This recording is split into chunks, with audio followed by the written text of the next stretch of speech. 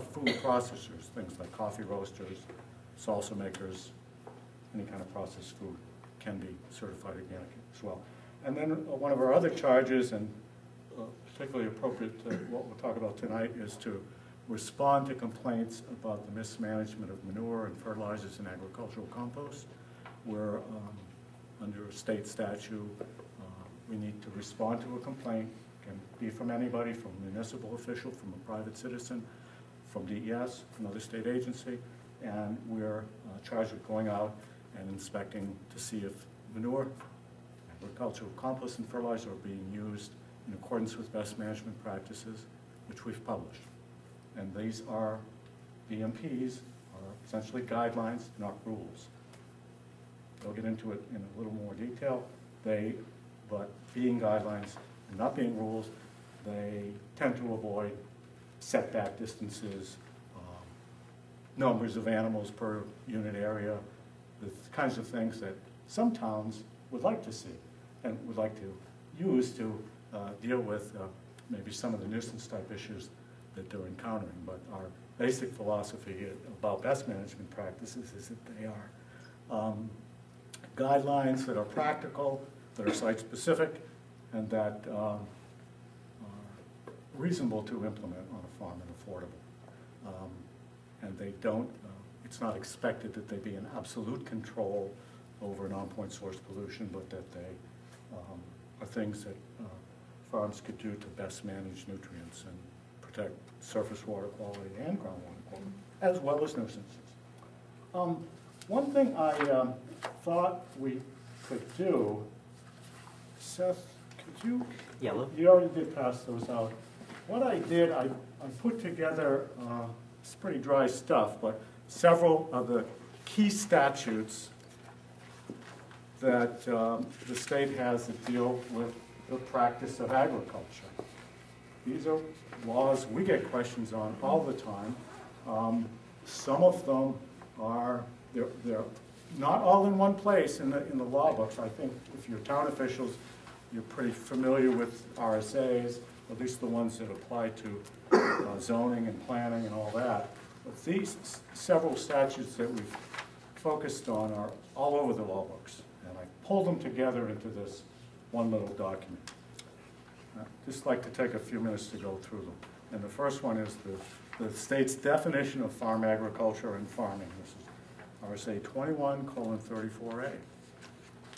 And it defines very broadly and generally all of the things that the state means when we talk about agriculture and farming, things you would assume to be the case, the growing of crops, the planting of crops, the harvesting of crops, both fruits and vegetables, agronomic crops, but also livestock as a crop. This statute has been amended many times over the last 30 to 40 years, and it keeps adding new things like aquaculture or most recently winemaking and agritourism as a definition is in here now. Question that is difficult to answer is what is the role of this statute other than to define these things, because it doesn't place any regulatory responsibility on you, on us. It's not one of our statutes under the Department of Agriculture.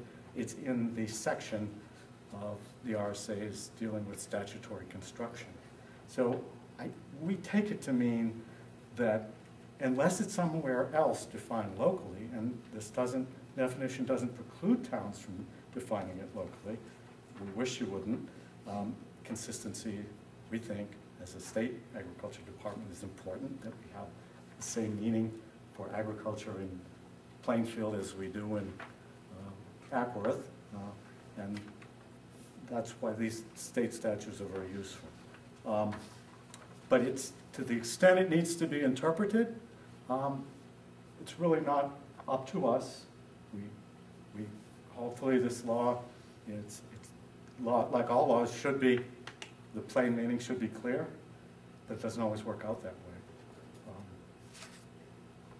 That's one. That's key. And other laws will refer to 2134A. So other laws that we'll talk about go back to that whenever they mention farm. Some when they mention farming or agriculture, specifically cite 2134A, so then we know pretty precisely what we're talking about. Some don't. The other ones, and I'm going to jump ahead in your little handout if you're following along, to the 672 sections. These are the planning and zoning statutes.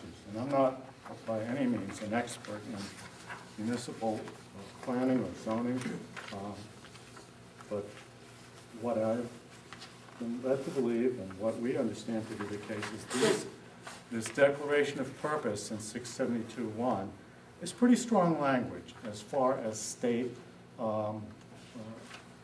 delegation to municipalities of what their powers and duties are. But in section 3B is a very important clause. I'll try to paraphrase it quickly, but it says that agriculture makes vital and significant contributions to the food supply, the economy, the environment, and the aesthetic features of the state of New Hampshire, and the tradition of using the land resource for agricultural production. Most importantly, the last sentence, agricultural activities are a beneficial and worthwhile feature of the New Hampshire landscape and shall not be unreasonably limited by use of municipal planning and zoning powers or by the unreasonable interpretation of such powers. So keywords, unreasonable.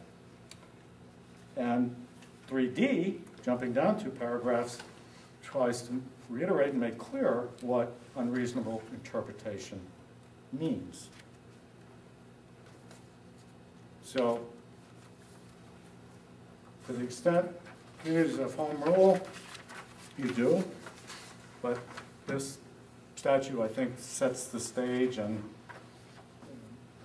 establishes a basis for what the general court wishes to happen throughout the state of New Hampshire in terms of regulating agriculture. Another planning statute is under 674.32 A, B, and C. This was termed the right to farm law when it passed about in 2000. John, you were probably there then. Were you there in 2000? Yeah. Yeah. And it was known as the right to farm bill. And some people will still talk about, well, don't we have a right to farm law? And I don't think you're going to find that term if you search the statutes, but this is what it is. And it's other states have so-called right to farm laws. Some of them are much stronger than this particular one. But let's just read the first one here. In accordance with 672.1, which is the one we talked about earlier, the unreasonable limitations placed on agriculture the town should not undertake. Whenever agricultural activities are not explicitly addressed, they shall be deemed to be permitted, provided they're conducted in accordance with best management practices adopted by the commissioner with federal and state laws, regulations, and rules. The next page on 32B talks about an existing agricultural use and permits it to be expanded or altered in accordance with the definitions in 2134A, as long as the expansion or alteration meets all federal state laws, including best management practices again. There's a different twist in Roman 1 for livestock. Any new establishment of a farm operation involving the keeping of livestock may be made subject to special exception, building permit, or other local land use board approval.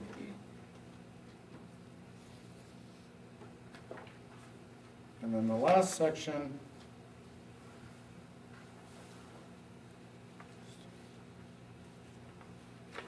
again talks about special exception, building permit, land use approval.